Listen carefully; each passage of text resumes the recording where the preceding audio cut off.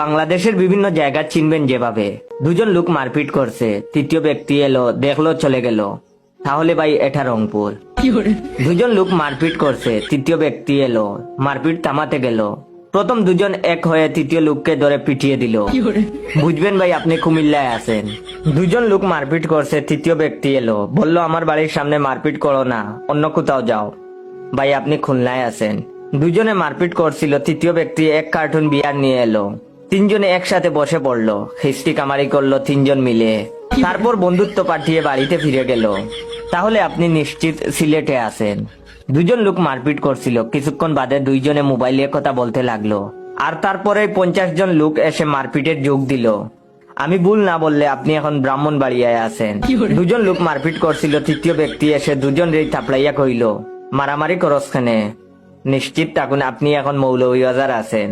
দুজন লোক মারপিট করছিল, তৃতীয় ব্যক্তি এসে কোনো কিছু না বুঝেই প্রথম লোকের সাথে মিলিয়ে দ্বিতীয় লোককে ধরে পেটাতে লাগলো।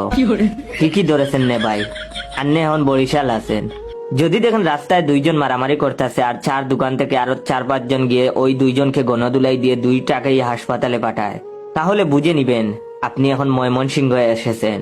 দুজন লোক মারপিট করছে, আশেপাশে প্রচুর লোক দেখছে আর মোবাইলে ফটো তুলছে। একজন লোক এলো, চায়ের একটা স্টল খুলে বসে পড়লো, আপনি একদম নিখুঁত ধরেছে।